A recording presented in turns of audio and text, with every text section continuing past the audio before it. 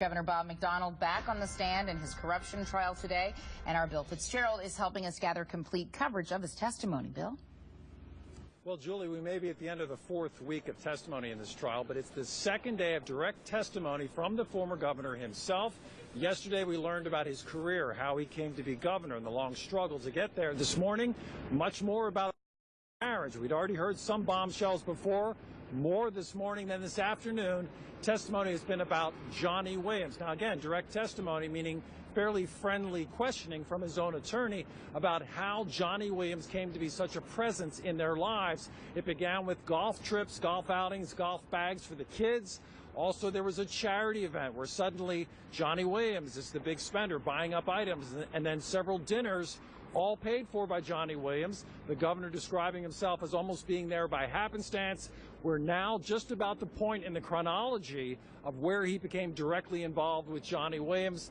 That we will hear tomorrow morning. More on that before we get to cross-examination from the prosecutors. Joining me now is Dr. Bob Holsworth. Bob, you were sitting in today. You've heard about some of the questions asked of the governor, friendly questioning, but Johnny Williams becoming more and more of a presence in the governor mansion, in the governor's life. What are your impressions from today? It was an extraordinary day, Bill, in so many ways. But first, what we had was Governor Bob McDonnell describing a marriage that for almost 20 years had been sort of characterized by public displays of affection, but which privately communication was increasingly breaking down.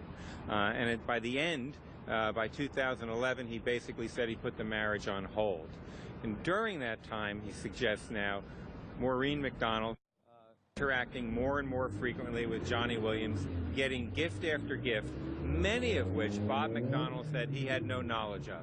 He said he had no knowledge that the Rolex watch came from Johnny Williams. He had no knowledge until after the fact that Maureen McDonnell took out a $50,000 loan from Johnny Williams. Time and time again today, he talked about how he did not know the extent of her relationship with Johnny Williams and about a number of the larger gifts that came through Mr. Williams.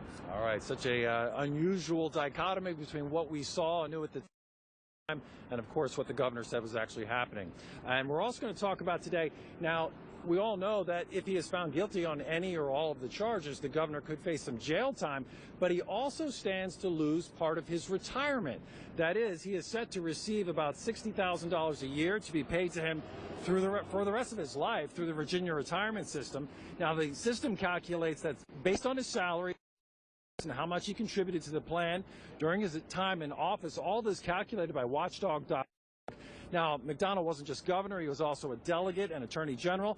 If convicted, it would be up to the judge to determine exactly how much of that retirement savings he is entitled to.